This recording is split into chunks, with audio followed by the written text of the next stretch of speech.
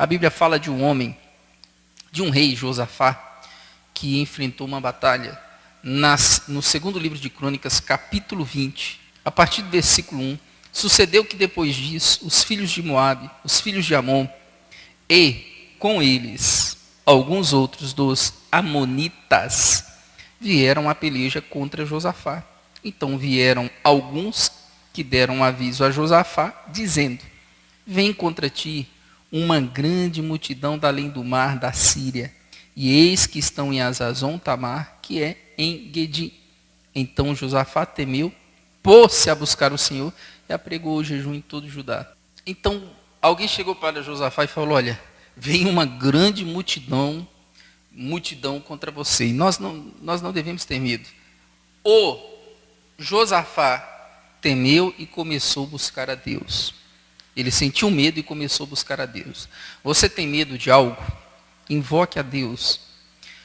O apóstolo Paulo disse assim, olha, que todo aquele que invocar é chamar, o nome do Senhor será salvo.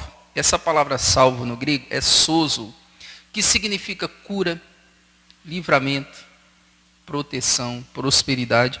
Todo aquele que invocar o nome do Senhor será salvo, curado, próspero. Vamos supor que você está em perigo, está numa situação difícil. Não dá tempo de você orar. Você faz o quê? Invoca o nome de Jesus. Quando as pessoas elas estão em desespero, qual o primeiro nome que elas dizem? Meu Deus. Isso é invocar a Deus. Quando você estiver em perigo, invoque a Deus. Você está numa situação que não dá tempo de orar. Só de você falar o nome de Jesus, esse nome tem poder, e o inferno estremece. Todo aquele que invocar o nome do Senhor será salvo. Lembra o ladrão da cruz? Foi salvo. Imediatamente Jesus falou: estarás comigo no paraíso. Ele é um socorro bem presente na hora da angústia. Quando você estiver em perigo, invoque a Deus.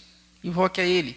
O salmista disse, Deus disse assim, olha, Ele me invocará, eu lhe responderei e estarei com Ele na angústia.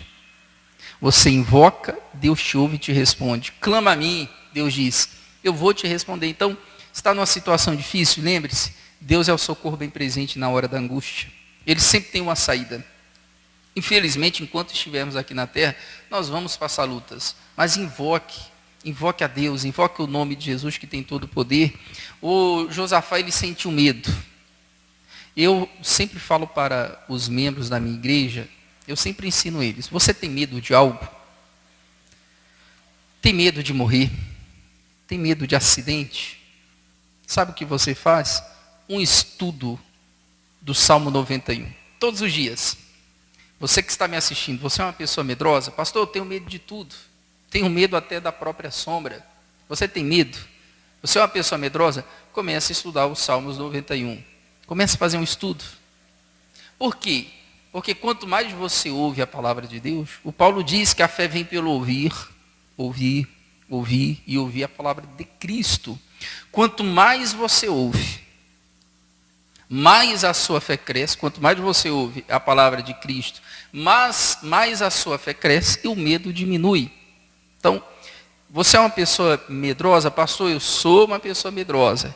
Então, todos os dias, faça um estudo do Salmo 91. Comece a estudar. Eu sei que você já conhece o Salmo 91, mas peça para Deus uma revelação. Comece a estudar, para que aquelas palavras fiquem vivas para você. Estude. Eu te garanto que o medo vai ser dissipado, porque Deus, Ele não te deu o espírito de medo. Ele te deu o espírito de ousadia.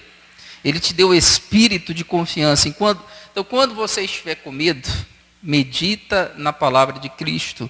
Um dia Deus disse assim: não temas, eu sou contigo. Não te assombres, eu sou teu Deus. Quantas e quantas vezes Deus falou para o povo dele: olha, não temas, não temas, não temas, não tenha medo dessa grande multidão. Então, cristão, você que está me ouvindo, não tenha medo, Deus é contigo, você vai vencer. Você, de repente, recebeu um diagnóstico ruim, que você não esperava, um câncer, um problema no coração. Ei, calma, não tenha medo. Não tenha medo, Deus é contigo. Alguns anos atrás, eu infartei.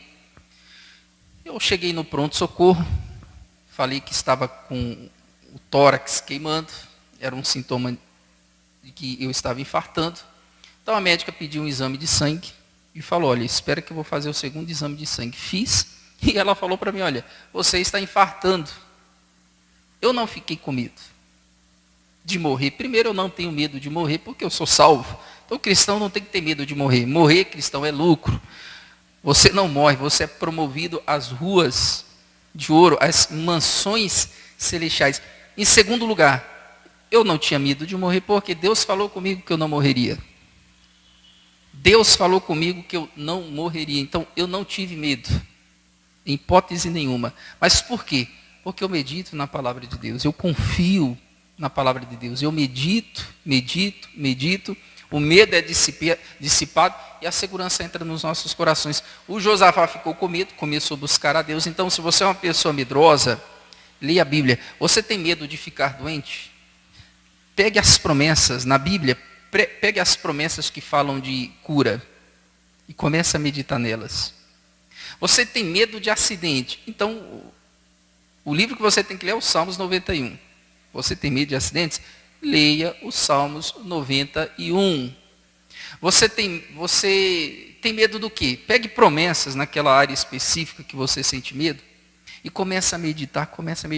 Eu te garanto, você vai meditando, e eu te garanto que você vai perder o medo naquela área, em nome de Jesus Cristo. Então Josafá começou a clamar a Deus, e Deus respondeu no versículo 14, então veio o Espírito do Senhor no meio da congregação sobre Jaaziel, filho de Zacarias, filho de Benaias, filho de Jeiel, filho de Matanias, levita dos filhos de Asaf. E Jesiel disse, dai ouvidos todo Judá, vós moradores de Jerusalém, e tu, ó rei Josafá, assim o Senhor vos diz, não temais, nem vos assusteis por causa dessa grande multidão, pois a peleja não é vossa, senão de Deus. Olha aí, não temas. Deus usou uma pessoa, o Espírito do Senhor se apoderou de uma pessoa, e ele disse, Josafá, assim diz o Senhor, não temas e não te assustes por causa dessa grande multidão. Josafá, não tenha medo por causa dessa grande multidão. Então, cristão, não tenha medo. Sabe por quê? Maior é Jesus na sua vida do que aquele que está no mundo. Maior é Jesus do que o vírus. Maior é Jesus do que qualquer doença. Jesus é maior do que a morte. Então ele disse, não temas. Por quê, Josafá? Essa batalha não é vossa. Essa batalha é minha. Olha só que poderoso. Josafá, essa batalha é minha. Vocês não vão guerrear nela. Deixa comigo, Josafá. Olha que poderoso. Existem batalhas que são nossas, mas existem aquelas que são de Deus. Por exemplo, o Paulo, ele certa vez disse assim, olha, a nossa luta, não é contra a carne e contra o sangue, é contra os principados, potestades. A nossa luta é contra o mundo espiritual, contra os demônios. Mas, nessa luta, cristão, o teu inimigo já está derrotado. Entendeu? A nossa luta é contra o inferno. Mas o nosso inimigo, Satanás, já está derrotado. Jesus derrotou ele, e ele disse assim, olha, eu dou poder e autoridade para vocês pisarem serpentes e escorpiões e toda a força do inimigo, e nada vai acontecer com vocês. Essa luta já está vencida. Então o que você faz? Exerce autoridade. A tua luta não é contra o teu marido, é contra o espírito mal que faz ele beber. A tua luta não é contra o teu filho, é contra o demônio que faz ele usar drogas. Ore pelo seu filho, manda todo o mal embora, em nome de Jesus Cristo. Eu lembro que, antes de eu me converter, eu, graças a Deus, nunca usei drogas, tá bom? Antes de me converter, a minha mãe, ela falava assim para mim, Fábio, eu não estou falando com você, eu estou falando contra esse demônio que está dentro de você. E olha, por dentro, eu tinha vontade de pegar no pescoço da minha mãe e enforcar. Eu não, era o demônio que estava dentro de mim. Mas a minha mãe me encarava e dizia, Fábio, eu não estou falando com você. Estou falando contra esse demônio que está dentro de você e ele está amarrado em nome de Jesus.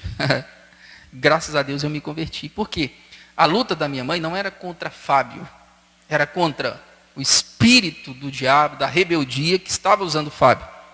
Entendeu? Então a sua luta cristã, a sua, não é contra carne e sangue, é espiritual, mas o teu inimigo está derrotado. Por isso que o apóstolo Paulo, ele chama de bom combate da fé. Ele diz assim, olha, eu combati o bom combate. Por quê?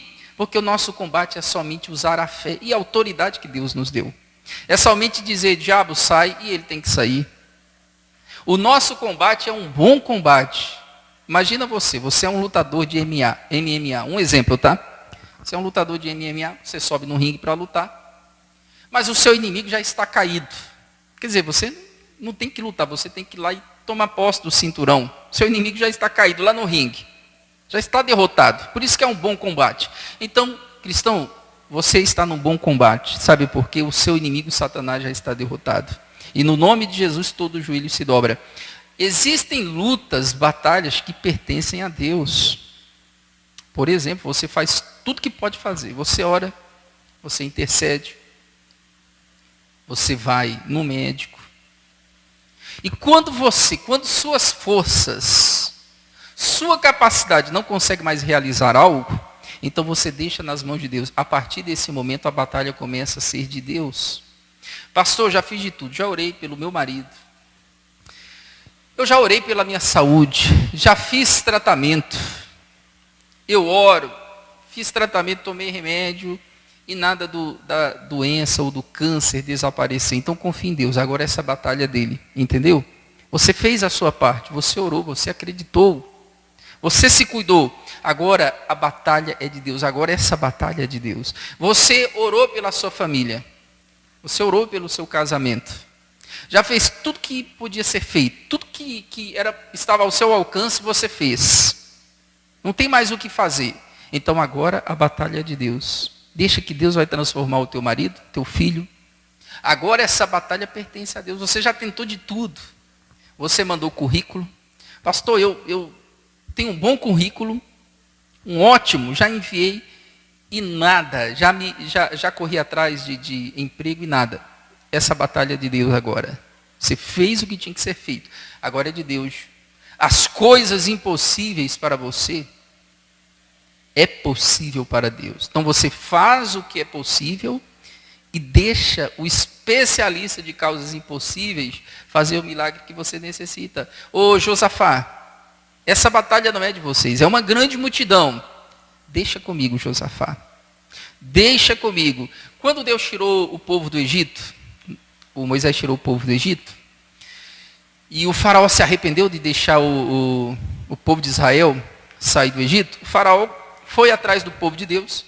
De um lado, o faraó começou a perseguir o povo de Deus, e na frente do povo de Deus tinha o mar vermelho, de um lado montanhas, do outro lado deserto, e agora, para onde correr? Para onde correr? O povo começou a entrar em desespero e Moisés falou, ei gente, aquietai-vos. Vejam o livramento que Deus vai dar para vocês. Fiquem quietos. Vejam o livramento que Deus vai dar para vocês. Humanamente, não tinha como, era impossível Moisés vencer aquela batalha. Porque o povo de Deus, eles eram escravos, eles aprenderam no Egito serem escravos. Eles não eram guerreiros. Humanamente, aquela batalha estava perdida. Mas, quando as nossas forças não conseguem, quando nós não conseguimos, então Deus entra com providência. Deus, ele faz a parte dele. E a história nós já conhecemos. Deus derrotou o faraó. Deus derrotou o grande exército poderoso de faraó. Sabe por quê? Porque a batalha é do Senhor. Tem um versículo no Salmos 46, versículo 10, que assim, é um dos meus versículos favoritos, que diz assim, olha, aquietai-vos e sabei que eu sou Deus. Essa palavra aquietar, no grego, no hebraico, é rafá, que significa relaxar. Olha só o que ele diz, relaxem e saibam que eu sou Deus. Quando você chega em casa cansado, você toma um banho, senta no sofá e você dá aquela relaxada. Foi isso que Deus disse, relaxem. Aquietai-vos e saibam que eu sou Deus. Cristão, Deus não quer que você fique preocupado. perturbado. Não, Deus quer que você relaxe, descanse em Cristo. Descanse. Porque a batalha é do Senhor. Um dia Jesus falou para os discípulos, vamos passar para outra margem. Os discípulos entraram no barco e foram. E você já conhece. Antes de chegar na outra margem, levantou-se uma grande tempestade, as ondas cobriam o barco. E Jesus estava fazendo o quê? Dormindo. Jesus era preguiçoso? Claro que não, é porque ele confiava em Deus. Ele estava dormindo. Os discípulos acordaram ele repreendeu a tempestade, o vento, e houve grande calmaria. O diabo levantou a tempestade, por quê? Do outro lado da margem, tinha um endemoniado gadareno que Jesus libertaria. Então, o diabo não queria que eles chegassem do outro lado da margem. Mas, cristão, Deus falou, vai ter que acontecer. Operando Deus, ninguém impedirá. Deus te prometeu, vai acontecer. Ele prometeu, crê em Jesus, será salvo tu e tua casa. Vai ter que acontecer em nome de Jesus. Creia. Por mais inflexível, orgulhoso que tua família, que teu marido, seus filhos sejam, creia. Creia, fale com Deus, eu creio, Jesus. Eu e minha casa serviremos a Deus. Tua palavra não é mentirosa. O Senhor não é homem para mentir. Então, a tempestade se levantou porque o diabo não queria que ele chegasse do outro lado para libertar o endemoniado de Gadareno. Então, cristão, você já fez o possível? Então, agora relaxa, descansa e deixa Deus fazer o impossível. Versículo 16, amanhã descereis contra eles, eis que sobem pela ladeira de Ziz, e os achareis no fim do vale, diante do deserto de Jeruel. Nesta peleja não tereis de pelejar. Parai, está em pé, vede a salvação do Senhor para convosco, ajudai Jerusalém. Não temais, nem vos assusteis amanhã. Amanhã saí-lhes ao encontro, porque o Senhor será convosco. Josafá, nessa batalha vocês não vão batalhar. Nessa batalha específica. Tem batalhas que pertencem a nós. Mas nós entramos na batalha sabendo, somos mais do que vencedores. Nós somos mais do que vencedores. Agora existem batalhas específicas que é de Deus. Aquela que só Deus pode fazer. Tá bom? Você é como uma mulher hemorrágica. Ela gastou todo o dinheiro dela com médicos. Ninguém conseguiu a cura. Mas o dia que ela ouviu falar de Jesus, ela disse, se eu tocar nas vestes dele, eu fico curada. Ela tocou e ficou curada. Ela tocou e ficou curada. Ela fez o possível. Mas o possível não deu certo. O possível para o ser humano não deu certo. E o impossível Jesus fez. Então, essa batalha, Josafá, vocês não batalharão. Vocês vão ficar parados e vejam. Não temas. Não se assustem. E vejam o que eu vou fazer com os inimigos de vocês. Se você continuar lendo a história, Deus fez Deus fez aquele enorme exército se destruírem. Deus deu a vitória para Josafá e Deus vai dar a vitória para você. Pastor, estou enfrentando uma situação que aos olhos humanos é impossível para os homens. Mas para Deus tudo é possível. Tudo é possível. Se creres, verás a glória de Deus. Segunda carta aos Coríntios, capítulo 10, versículo 3. Porque andando na carne, nós não militamos segundo a carne, porque as armas da nossa milícia não são carnais, mas sim poderosas em Deus para a destruição de fortalezas. Então as nossas armas, elas não são carnais, elas são espirituais. A espada do Espírito, orar em línguas, o capacete da salvação, as nossas armas são espirituais. Às vezes nós queremos resolver o problema na carne. E quando nós temos que resolver o problema através de oração, através da crença, em nome, destruindo os conselhos e toda altivez que se levanta contra o conhecimento de Deus e levando cativo todo entendimento à obediência de Cristo, destruindo toda altivez que se levanta contra o conhecimento de Deus. Destruindo toda altivez que se levanta contra o conhecimento de Deus. O conhecimento de Deus diz assim, olha, o Senhor é o meu pastor e nada me faltará. Então eu destruo todo o pensamento do diabo, vai me faltar, vou passar fome. Eu destruo porque o conhecimento de Deus diz que Deus proverá. Eu destruo toda a altivez de doenças que atacam o meu corpo, dizendo, olha, o conhecimento de Deus diz, pelas feridas de Jesus eu estou curado. Então eu destruo. Eu destruo toda altivez que se levanta contra o conhecimento de Deus, que diz que eu sou justificado pelo sangue de Jesus. Toda altivez, todo pensamento arrogante do diabo que se levanta na nossa mente, você não é justo, Deus não vai te ouvir, eu destruo pelo conhecimento de Deus, que diz que eu sou justificado gratuitamente em Cristo, que eu sou salvo pela graça, em nome de Jesus Cristo, levando cativo todo entendimento à obediência de Cristo. Olha a batalha da mente que nós enfrentamos.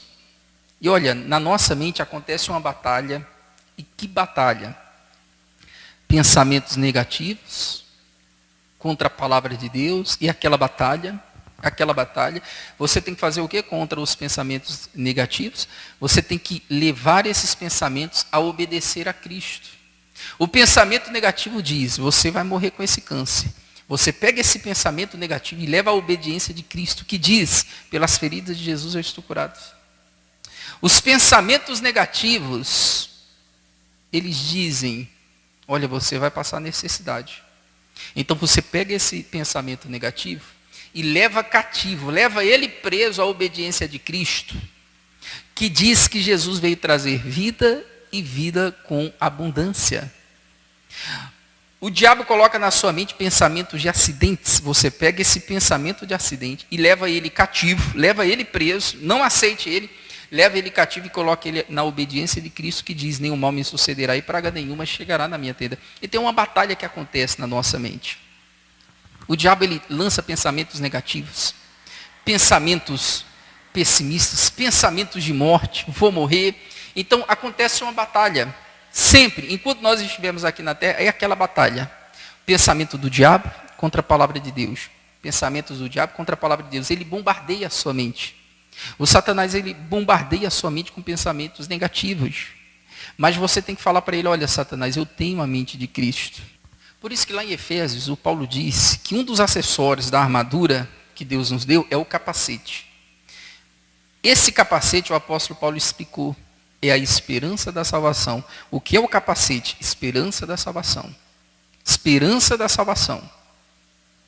O capacete, ele protege a tua cabeça. Nós temos essa armadura. Protege a tua cabeça dos ataques do diabo. Pastor, mas o diabo está atacando os meus pensamentos. Sim. Existem autoridades que, quando elas vão fazer um evento público, eles usam um capacete à prova de balas. Por causa de atirador de elite, eles usam a prova de bala o capacete. E vamos supor que aquela autoridade toma um tiro na cabeça. Ela não vai morrer. É claro que ela vai sentir um impacto. Ela vai ficar meio... vai sentir um pouco de vertigem na hora. Quando a bala bate no capacete, dá aquele impacto, claro, vai deixar a pessoa meio atordoada. Quando alguém cai de moto e está de capacete, a pessoa levanta meio atordoada, principalmente quando ela bate o capacete, a cabeça protegida pelo capacete no asfalto, ela vai sentir um impacto. É claro que não vai levá-la à morte. É claro que se alguém tomar um tiro na cabeça, vai morrer. Mas se estiver com um capacete à prova de balas, o capacete vai proteger essa pessoa. Eu e você, nós temos o capacete da salvação.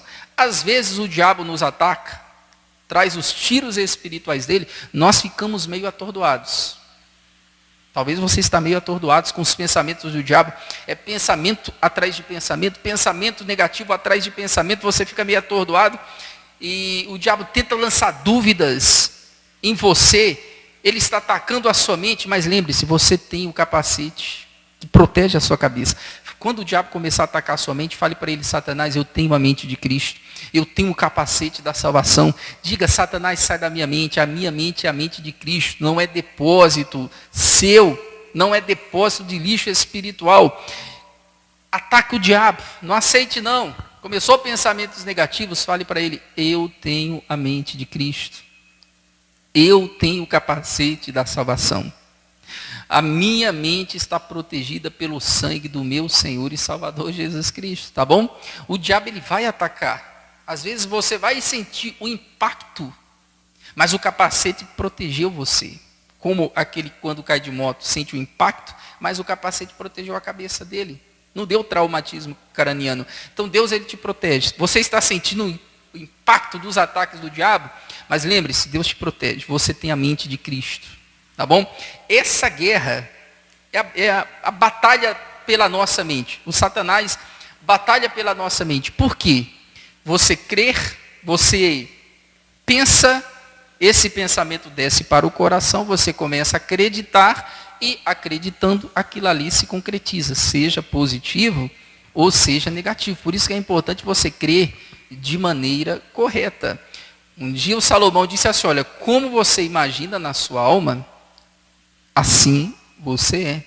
Como você pensa, assim você é. Então, cristão, alimente sua mente com coisas boas, alimente sua mente com a palavra de Deus, com louvores que vão edificar a sua fé, em nome de Jesus Cristo, tá bom? Então fale para o diabo, você está numa batalha espiritual na sua mente, pensamentos de depressão, pensamentos de suicídio. Fale, eu tenho a mente de Cristo, em nome de Jesus Cristo. Fale, declare com fé, em nome de Jesus. No livro de Provérbios, capítulo 21, versículo 31, está escrito, o cavalo prepara-se para o dia da batalha, mas do Senhor vem a vitória. O cavalo se prepara para a guerra. Você se prepara, mas a tua vitória vem de Deus. Você se prepara, você estuda, você se capacita, mas é Deus que vai te dar vitória. Não é a sua própria capacidade. É a capacidade de Deus que vai te dar vitória. Porque existem muitas pessoas nesse mundo capacitadíssimas que não galgam o sucesso que desejam. Porque a vitória vem de Deus. Lembra do José do Egito? Um escravo que Deus colocou ele como governador. Lembra de Davi? Cuidava das ovelhas do pai, Deus colocou ele como o rei de Israel. Então, cristão, você se prepara para a batalha. Você estuda. Vamos supor que você vai fazer uma prova, mas você não estuda. Você ora, Deus, me dá sabedoria para mim fazer essa prova. Eu te pergunto, você vai passar? Claro que não. Você tem que estudar para a prova. Você estuda, pede para Deus sabedoria, pede para Deus abençoar a sua mente, depois você vai, faz a prova e Deus te dá a vitória em nome do Senhor Jesus Cristo. E quando a vitória aparecer, não pense, não, eu consegui porque eu sou uma pessoa muito inteligente. Não. Um dia Deus disse assim para o povo de Israel, vocês não venceram por causa da espada. Não.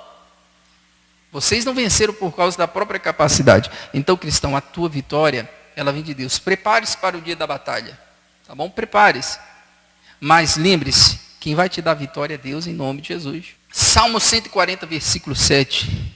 O salmista diz assim, Senhor Deus, fortaleza da minha salvação, tu cobriste a minha cabeça no dia da batalha.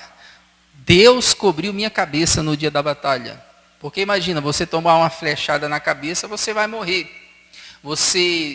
Alguém fere você com espada na cabeça, é fatal. Cabeça é fatal. A espada atinge sua perna. Você ainda sobrevive. Uma pessoa toma um tiro na perna, ela sobrevive, mas na cabeça dificilmente vai sobreviver, porque a cabeça é fatal. Por isso que o Satanás, ele quer o seu pensamento, mas ele não vai conseguir. Lembre-se, cristão, você tem a mente de Cristo, tá bom? O cabeça na Bíblia representa mente, representa pensamentos. Deus cobriu minha mente, minha cabeça, meus pensamentos no dia da batalha. Quando você orar, fale igual o salmista assim, olha, Deus, unge minha cabeça com óleo. Olha só, cabeça, pensamentos.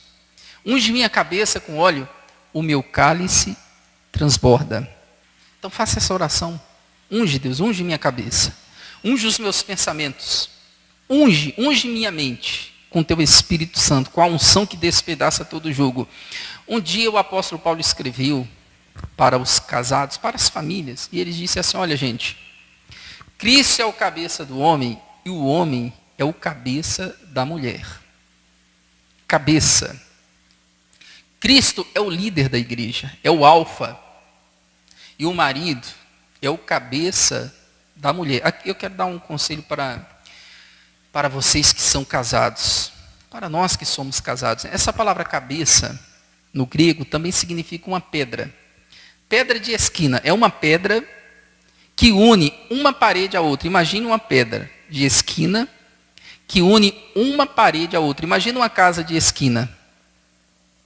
E o canto da parede em forma de L. É isso que significa também cabeça. O marido, ele é o cabeça. Ele é aquele que mantém a união da família. É difícil, mas é aquele que mantém a união da família. O marido é o chefe. Você, mulher, ore pelo seu marido. Ele disse assim, olha, Deus cobriu minha cabeça na batalha. A sua cabeça, mulher, a sua cabeça é o teu marido. Ore pelo seu marido. Vocês, mulheres que estão me assistindo, ore pelo seu marido. Quando ele sair para trabalhar, fala, Deus, cobre minha cabeça na batalha. Minha cabeça é o meu marido. Cobre o meu marido com o teu sangue. Protege. Livra o meu marido. Dá sabedoria. Dá inteligência. Quando Deus fez a Eva, a Bíblia diz que ele fez uma ajudadora. Deus fez a Eva para ajudar Adão e não para atrapalhar. Tá bom? Nem o Adão atrapalhar a Eva e nem a Eva atrapalhar o Adão. Então, Deus fez a mulher para ajudar o homem. O homem é o provedor da casa. O homem é o cabeça. Nós, homens, nos cobramos para prover para a nossa família, para pagar as contas. Nós nos cobramos. Então, mulher, ore pelo teu marido. Deus, cobre. Na batalha, o meu marido vai sair para trabalhar, vai sair para batalhar. Eu te peço, cobre ele, lava, livra. Cobre ele com teu sangue. Por quê? A esposa é uma ajudadora. Em seguida, Paulo disse assim, mulheres, sujeitai-vos aos vossos maridos. Se sujeitar não é ser escrava. E nem concordar com tudo. Tá bom? Se sujeitar é discordar com educação, com respeito. Discordar com respeito. Vamos supor que você, mulher, não concorda com alguma coisa que seu marido fez. Então você chega aí e ele fala, olha, marido, me perdoa. Eu posso te dar um conselho? Olha, eu não concordo. Você tem que fazer dessa maneira, dessa maneira, dessa maneira. O marido a mesma coisa. Mulher, eu não concordo. Vamos fazer dessa maneira, com respeito, com educação. Porque quando o marido ou a esposa perde o respeito, começa a xingar, é o começo da destruição do casamento. Então você casado, você que está me assistindo, respeita o teu marido, respeita a tua esposa, trate com educação o teu marido, trate com educação com a sua esposa. Não, eu sei que de cabeça quente, o marido, a esposa, fala palavras que depois eles vão se arrepender, mas em alguns casos já é tarde demais. Por isso que Deus deu para nós cristãos o domínio próprio. Nem tudo que, na hora do nervoso, o melhor é você ficar calado. Porque você vai falar coisas que depois vai se arrepender. As nossas palavras têm poder. Então, na hora do nervosismo, nós que somos casados, na hora do nervosismo, evite palavras que ferem, grosseiras, xingamentos. O marido xinga a mulher xinga o marido. Meu Deus, está totalmente errado. Tem que ter respeito. Mulheres, sujeitai-vos aos vossos maridos. Se sujeitar não é ser escravo. Em seguida, o Paulo diz assim, marido, amem as esposas de vocês como Cristo amou a igreja. Como Cristo amou a igreja, se entregou por ela. Então o marido tem que amar a esposa como Cristo amou a igreja. Como mais Jesus amou a igreja, perdoou a igreja e perdoa constantemente. Então marido e mulher tem que se perdoar. Tem que se perdoar. Eu gosto desse versículo que Deus falou assim, olha, eu sou aquele que apaga as suas transgressões e dos seus pecados eu não me lembro. Deus disse assim, olha, eu não me lembro, acabou. Você que está me assistindo, você já aceitou Jesus, Deus não se lembra mais dos seus pecados. Ele apagou. Outro conselho para os casados, pare de lembrar dos erros que o seu cônjuge cometeu no passado. Tem esposa ou maridos que depois de muitos anos, eles lançam em rosto, olha, lembra daquilo que você fez há 5 anos atrás? Lembra daquilo que você fez há 2 anos atrás? E o Satanás, ele deve falar assim, olha, eu nem vou lembrar os pecados deles, porque eles já estão fazendo isso sozinhos. Cristão, se Deus não lembra do seu pecado, por que você fica lembrando dos pecados do seu marido ou da sua esposa? Esqueçam. Faça como Cristo fez com a igreja, apagou os pecados e ele disse assim, olha, eu não me lembro mais dos pecados de vocês. Então, cristão, você que está me ouvindo, cristão, trate seu cônjuge com respeito. Mulheres, trate o seu marido com respeito. Homens, trate sua esposa com respeito, em nome de Jesus. E um conselho para os solteiros. O apóstolo Paulo disse assim, que não existe comunhão entre luz e trevas, entre Cristo e Belial, não existe comunhão. Você que é solteiro, você que está me assistindo, case com pessoas da mesma fé que a sua. Você é cristão, case com outro cristão, porque você vai ter problemas. Se, quando o cristão casa com outro cristão, já existem divergências no casamento. Já existem divergências de pessoas da mesma fé. Agora imagina pessoas que não são da mesma fé. Vai dar mais divergências ainda. Você que ainda é solteiro, você tem oportunidade, case com uma pessoa convertida, com um cristão, de preferência da mesma igreja. Não é regra. Não é regra você casar com um cristão da mesma igreja que a sua. Não é regra. Tá bom? É um conselho. Por quê? Pensa comigo. Pensa comigo. Você é de uma igreja tradicional. Você casa com uma pessoa de uma igreja tradicional, cheia de usos e costumes. Imagina só. E aí um dia você se levanta, se maqueia para ir na igreja, o seu marido olha assim para você, essa daí está com o espírito de Jezabel. Você percebe a divergência? Então, de preferência, case com alguém da mesma igreja que a sua, para não ter esse tipo de problema. Para não ter esse tipo de problema, de divergência. Minha esposa está com o espírito da Jezabel. Minha esposa está com o espírito mal, fica se maquiando. Olha só a confusão. Então, de preferência, não é regra, mas case com pessoas da mesma igreja que a sua.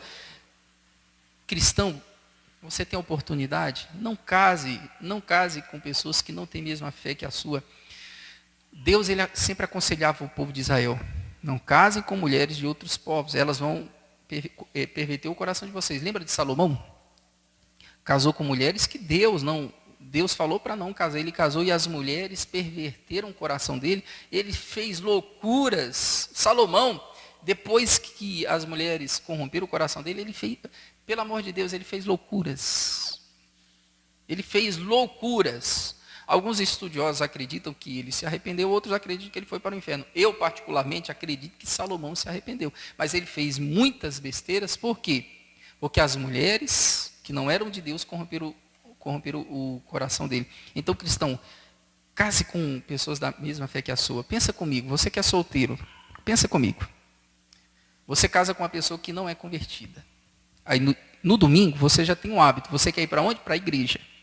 O teu marido ou tua esposa que não é convertido vai falar, isso é fanatismo. Para que ir na igreja todos os domingos? Uma vez por ano já está bom. Aí ele começa a criticar você. Você está meditando na palavra de Deus, aí você casa com uma pessoa que não é convertida. Você está meditando na palavra de Deus, e aquela pessoa começa a te criticar, te chamar de fanático, de religioso.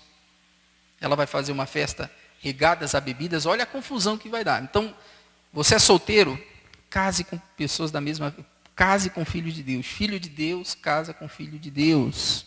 Tá bom? Pastor, meu marido não é convertido. Lute pelo seu marido. Você não deve separar. Você é casado com um descrente. Não separe, lute por ele. E creia na promessa de Deus. Creia em Jesus, será salvo tu e a tua casa. Tá bom?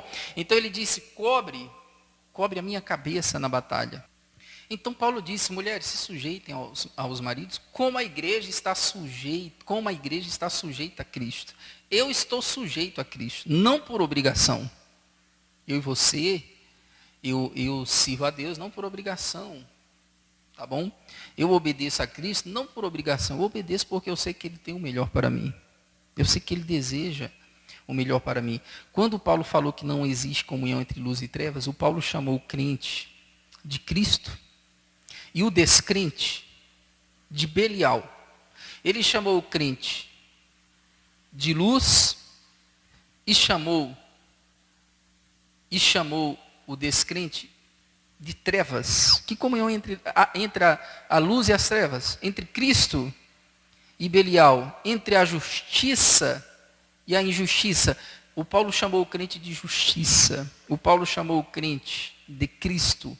O Paulo chamou o crente de luz. Você que está me ouvindo, você é a luz do mundo. Você é o sal dessa terra. Você é o corpo de Cristo aqui nessa terra. E Deus, Ele quer e tem o melhor para você. Tá bom? Tem o melhor para você em nome de Jesus. Então Ele disse, o Senhor cobriu a minha cabeça na batalha. Então, mulher, ora pelo teu marido. Ora para Deus cobrir sua cabeça, que é o teu marido, para Deus protegê-lo, encorajá-lo. Esposas, encorajem os seus maridos com palavras. Ele é o provedor. Pede para Deus dar sabedoria, discernimento, força para Ele prover para você, para Ele prover para toda a família em nome de Jesus. Eclesiastes capítulo 9, versículo 11. Voltei-me e vi debaixo do sol que não é dos ligeiros a carreira, ou a corrida, nem dos valentes a batalha, nem tampouco dos sábios o pão, e nem ainda dos prudentes a riqueza, nem dos inteligentes o favor, mas que o tempo e a sorte pertencem a todos. O homem mais sábio do mundo chegou em uma conclusão. A carreira nem sempre é dos mais ligeiros, dos mais rápidos. Um exemplo disso é a corrida de São Silvestre. Quem é experiente sabe disso. Na largada, os corredores profissionais, você percebe que a arrancada deles não é aquela arrancada explosiva, porque eles vão administrando a velocidade, guardando energia para o decorrer da corrida. Quem não é profissional, ele pensa assim, eu vou dar uma arrancada forte e explosiva. Ele dá aquela arrancada forte, mas chega lá, alguns quilômetros lá na frente, ele não suporta mais, porque ele explodiu. Ele deu aquela explosão na largada. Então vamos supor que um corredor profissional dá aquela explosão na largada, corre os 10 primeiros quilômetros, ele explode, ele corre. Ele não vai conseguir chegar no final da corrida. Ele pode ser rápido. Então Salomão disse, nem sempre, não é dos ligeiros a corrida, e a batalha é dos fortes. Nem sempre, você que está me assistindo, você se acha uma pessoa fraca? Digo fraco, eu sou forte. Eu vou te dar um exemplo. Golias era um guerreiro. Perdeu uma batalha para um garoto que cuidava de ovelhas. O Davi não tinha a mínima experiência em batalhas, mas ele venceu. Ele venceu aquela batalha. Então, cristão, você pode não ser uma pessoa forte. Você não se acha forte. Mas lembre-se, a batalha pertence a você. Nem sempre dos fortes. E nem tampouco dos sábios o pão. Existem muitas pessoas sábias que estão passando fome. Existem pessoas inteligentes que estão passando fome. Mas eu e você, nós temos o pastor, o nosso Jesus.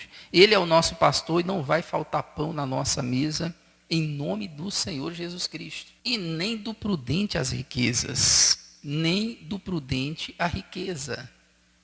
Vou te dar um exemplo de um homem pobre que ficou rico. O William Colgate. Ele era pobre não, ele vivia na miséria. E Deus fez ele ser um homem muito rico.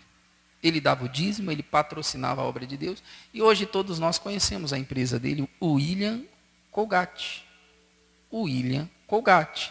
Deus fez ele prosperar. O Davi cuidava das ovelhas, a família de Davi era pobre. E Deus o transformou no rei de Israel rico e próspero em nome de Jesus Cristo. E nem dos inteligentes o favor. Essa palavra aqui, favor, é graça. Tá bom? Nem somente dos inteligentes. Não são somente os inteligentes que têm a graça de Deus. Não, a graça de Deus é para todos cristãos. A graça de Deus não é para algumas pessoas. Não, a graça de Deus é para todos. A graça de Deus não é para os mais santos. Não, a graça de Deus também é para os pecadores, porque eles necessitam. Mas o tempo e a sorte pertencem a todos, Salomão disse. Então pare de pensar que o outro é melhor do que você. Por quê? O tempo e a sorte pertencem a todos, principalmente a você que tem Deus. Tá bom? Não é do forte a batalha.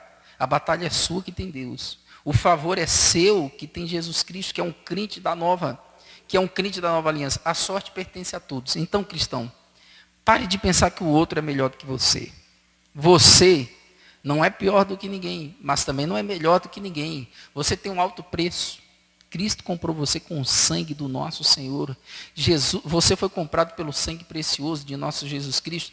Pare de pensar que a oração do pastor é melhor do que a sua. Cristão, Deus ouve a sua oração na mesma proporção que ouve a oração de qualquer pastor. Tem pessoas que acreditam mais na oração do próximo do que nas orações delas. Tem pessoas que elas acreditam que a oração do pastor é mais poderosa do que a delas. Não, cristão, a tua oração tem o mesmo poder que a minha oração, que a oração de qualquer pessoa. Deus não faz acepção de pessoas, tá bom? Deus te ouve na mesma proporção que me ouve. Hoje você é rei e sacerdote. Entre no trono da graça, com ousadia, creia, Deus, o Senhor me ouve. Assim como o Senhor ouve qualquer pessoa, o Senhor me ouve. Mas nós temos esse hábito de achar que o outro é melhor, ele é melhor do que nós. Não, cristão. Ninguém é melhor do que você. Ninguém é pior do que você. A sorte pertence à sorte, a oportunidade pertence a todos. Aproveite. Deus vai abrir oportunidades para você. Deus vai te colocar no lugar certo, na hora certa, com a pessoa certa. Você está em vantagem das pessoas do mundo. A oportunidade pertence a todos, mas você está em vantagem. Por quê? Você tem aquele que tem a chave de Davi. Ele disse assim, olha, eu tenho a chave de Davi, eu abro e ninguém fecha. Cristão, a batalha pertence a todos, mas eu e você estamos em vantagem. O Salomão, ele disse assim, olha, pertencem a todos. A corrida, a batalha não é somente dos fortes, pertence a todos. O favor, o pão, a riqueza, não pertence somente a alguma classe escolhida. O Salomão diz, pertence a todos. Se pertencem a todos, então eu e você estamos em vantagem. Porque nós temos aquele que abre portas. Cristão, você está em vantagem. Pertence a todos, aos crentes e aos pecadores. Mas você está em vantagem, cristão. Por quê? Porque você tem Deus do seu lado. Você tem a graça de Deus na sua vida. E a graça de Deus vai seguir você todos os dias da sua vida. Cristão, você está em vantagem. Pertencem a todos. Mas lembre-se, você está na frente. Você está em vantagem, em nome de Jesus. Uma vez o apóstolo Paulo disse assim, olha, todos correm no estádio, mas um só leva o prêmio. Todos correm no estádio. Corram de tal maneira, o Paulo disse, que o alcanceis. No estádio, somente um time leva o prêmio. Vários jogadores correm atrás de uma bola, mas um time só leva. No Evangelho é diferente. Todos os cristãos estão numa mesma corrida e todos os cristãos levarão a coroa da justiça. Tá bom? Cristão, não esqueça, você está em vantagem. Tá bom? Todo o povo de Israel tiveram a oportunidade de vencer Golias. Todo o povo de Israel. Aquela oportunidade pertencia a todos. A oportunidade de ficar famoso, a oportunidade de ficar conhecido, a oportunidade de derrotar Golias pertencia a todos, porque o Golias desafiava o povo de Israel e dizia, olha, se alguém, qualquer pessoa de vocês, qualquer um me vencer, nós seremos os escravos de vocês. Ninguém ousou lutar contra Golias. Aquela oportunidade pertencia a todo o povo de Israel. Mas o Davi estava em vantagem. Porque o Davi era o amado de Deus, Davi confiava em Deus.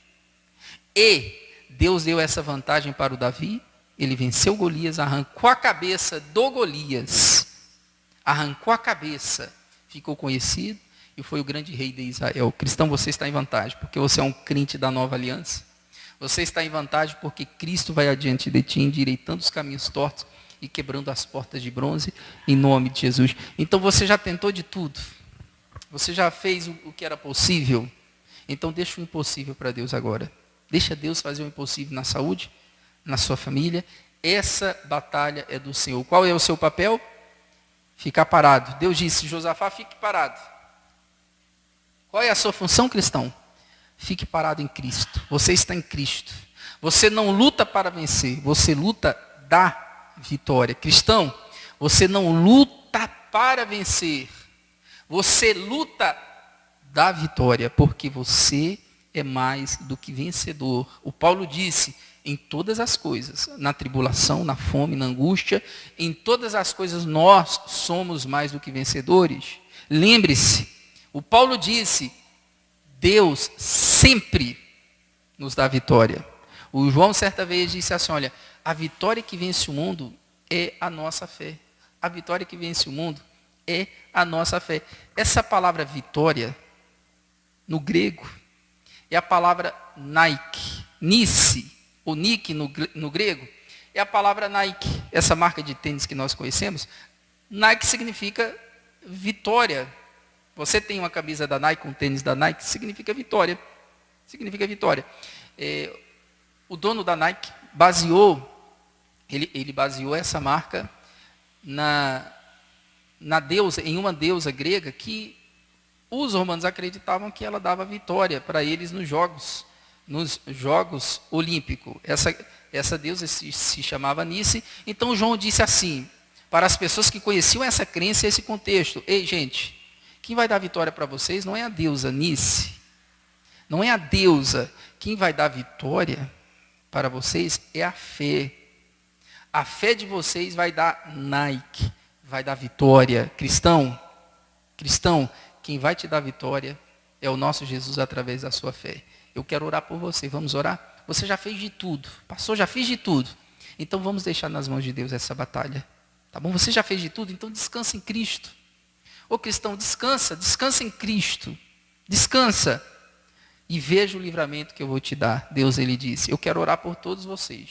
Vamos orar em nome de Jesus? Primeiro eu quero orar por quem não é salvo, se você não é salvo. Repita essa oração comigo.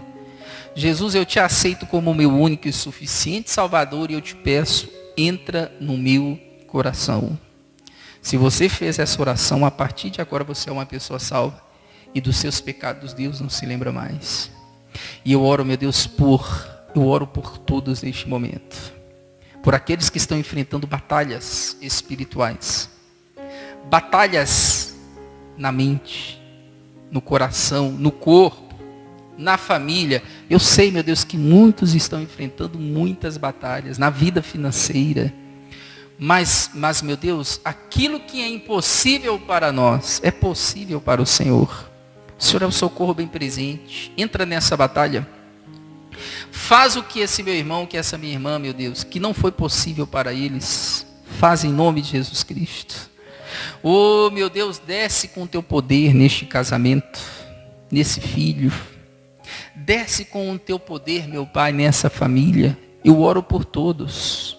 E na autoridade, no poder que há no nome do teu filho Jesus Cristo, eu repreendo todo o mal do casamento, da saúde, essa batalha que está acontecendo na mente, esses pensamentos impuros, negativos, de acidentes, esse medo do seu coração, eu digo que todo mal, em nome de Jesus, sai e vai embora da tua vida, porque eu te abençoo.